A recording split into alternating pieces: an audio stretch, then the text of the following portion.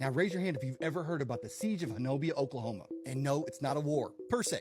This is a Bigfoot siege. Here's the story. So in the early 2000s and deep in the Oklahoma backwoods, a family was held under siege by a group of Bigfoot. Big feet, whatever.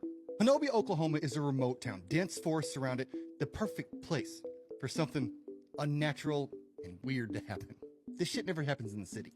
The family had lived there for years. They knew their property. They knew their land. And then one day, strange things began to happen. They began to hear heavy footsteps at night, guttural growls coming from the forest, a foul odor that seemed to be everywhere, especially when the wind was blowing towards the house. They chalked this up to a bear, but bears do not throw rocks.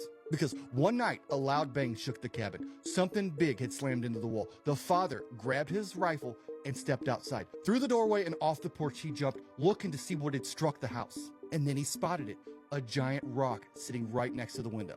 He reaches down to pick up the rock and another thud hits the house. Another rock had been thrown, and that's when he sees it. Glowing eyes coming from the woods. A creature standing 5 to 10 feet in the woods stood there looking at him, and then another rock hit from a different direction. He turned and saw another one of these creatures. He ran back inside and closed the door, and that's when the siege began. For nights, this continued. Heavy breathing by the windows, knocks on the walls, haunting howls from the trees. The father at times fired warning shots, but the creatures, they didn't flee. They stood there just watching. One night they saw it, a massive figure, 8 feet tall, covered in dark hair, but when he fired at it, it barely flinched. He swore that he had hit this thing. Instead, it just growled and stepped back into the trees. The terrified family finally just broke down and left. But they weren't alone in their claims of Bigfoot sightings.